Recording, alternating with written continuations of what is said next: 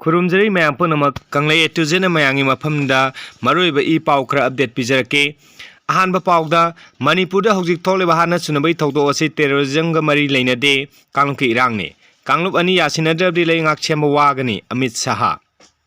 कांगलुप अनि यासिनबा पुरक्तुना मणिपुरदा इंग तप फिबम हंजिलक्त्रिबा मखै लेबाक छेमबा वाना थोकने हाइनी union home minister Amit Shah ना फोंदोखरे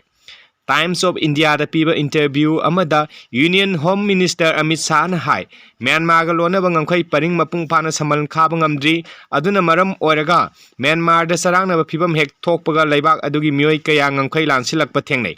adugi sumatakta maitai singda kota pibaga mari leinana court ki order amana thorakpadagi khangawna kanglup ani gi makta umkhanarakibani Manipur कांगलुप मसेहन हाना सुनबै थौदोक्सिंग ममांगदसु कयारक थोकप लैख्रे मतमदर वारोइसन पुरंगना होनाबदा सही अहुम मरी हेन संखिबा यावकी हौजिक्ति मणिपुर कांगलुप की उमखनब लैरे हाइबा तारगसु हाना सुनबै थौदोक थोकपै सांग हंथरगले अदुम ओइनम मैतै अमदि कुकी फुरुकी मरक्ते यासिनबा पुरक्प ngamdri अथुबा मतमदा नाकल अनि यासिनबा पुरंगनबगी पांदमदा कांगलुप अनि gi lusingbasing tongan tongan unaduna wari sanare Politiking की थाकता अखनब थौरांग लौखलिबा मरमना अतुबा मतमदा वारोइसिन अमा सोइदना पुरक्लगनी हाइबी थाजबा लई हाइनसु यूनियन होम मिनिस्टर ना फोंदोके कुमजा लिसिंग अनि कुमापन दा पांथोकदरिबा लोक सभा मिखल ममांगदा डिलिमिटेशन की थबक तौरमसिंग मपुंग फाना लोइसिनबा ngamgadra हाइना हंगबो हंग अमगी पाकुमदा मान हाइ नुपीसिंगदा रिजर्वेशन पीबगी वाफम लैखाइ तारगा कुमजा लिसिंग अनि कुमापन दा सुंसोइ सोइदना मिखल पांथोंगनबा थौरांग लौखटकनी अचुंबा मौंगदा पाइखकदब थौरांग ओइबना माइकै अमतना कंप्लेन तौरकनी हाबी थाजब लेते ngamkhai wangmadagi mitop kaya aranma mongda sangsilakpagi matangda hangkibo wahang amagi paukhumda minister na hai lengangna michang mikhai naiba thaurang lokhalle haina maikai kayadagi maran sirakpa leiki oida wafamdu yumpham oiraga maran kaya sirakhiba tarbasu singnaba leitana achumba thaurang punama paikhatkani ngamkhai wangmadagi lona sangsilakhiba mitopsing india thatokna sakkiba tabani lebak asibu dharma sala moina lowba chumde kanagumbana india da changlake harabadi embassy gi khutang ni visa loroga changlakpa yagani lainga ki security da sauna kaiba lakada maramna aran momona mitop changlakpa mapung phana thingnaba honagani haina sumangna phongdokke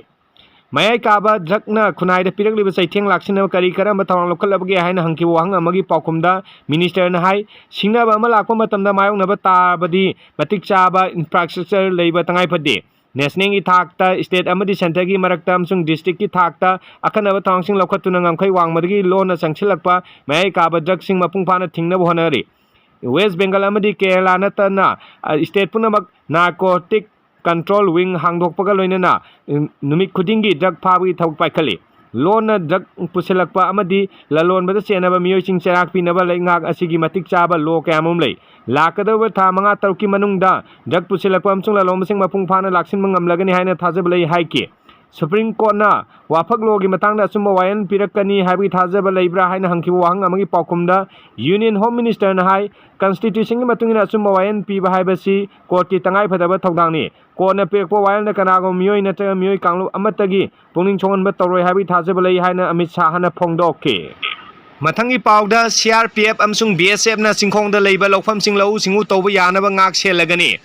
Bangladesh का ताइनर waste Bengal अमसुंग Pakistan का ताइनर पंजाब की border village दा लेरिबा लौफम सिंग secretary ngak छेलगा लौ उबगुम state असिगे ओइनासु सिंखोंग सिंगा दा लेरिबा लौफम सिंग CRPF अमसुंग BSF ngak सेंदुना लौ सिंगुबि थबक पाइखपा हौरगनी लोइनना secretary agency अनि असिगी माइकै दगी मसिगी मथौ ताबा थबक सिंग पाइखपा हौख्रे हारि Pawase मखाताना हारिबना Bishnupur district की lower केनेन दा फुबालादगी लौमी अमा लौ सुदु लेंगेदा कुकी मिलिटेंट सिंग नोंगमैन कापतुना सोन किबा थौदोदि मतुंगदा सेंट्रल गवर्नमेंट ना हारिबा खोंथांग सिंग असि पाइखलखिबने थौदोग अदुग मैलेना सेक्रेटरी फोर्स अमसुंग कुकी मिलिटेंट सिंगा खुद थोंनाबि थौदोगता क्रॉस फायर दा सुसापुरी नुपी अमसु सिखिबने Senior official amana phongdokhibada sarkarna paikhalek khongsang asigi matungina lawmi singna law unariba chingkhong singyagi karamba jaga sing sensitive oibage haibadu identify tore makhata nakalani gi makta class thoktanaba valley gi area singna law mi sing amasung security force singna puna thabak tawminaba haure hariba chingkhong singya da leiba lawfam sing asi ningthi jana law uba yanab gi damang ngak senaba CRP gi kangbun da khangan kre Bishnupur district thokkiba thokdok aduga mai lena police na thijimi thabak chattaba hore thokdo do chenei singi mathakta atubada aing yobe thabak sing lokhatuna justice prongna bo honari hana ju phongdokke panba yabadi Phubala thokdo si mawin Impal East ki Leitan Pokpi area da su maitai sing na low khoi ba sanglu da kuki sing na thingba pirakwi thokdok laikhrabani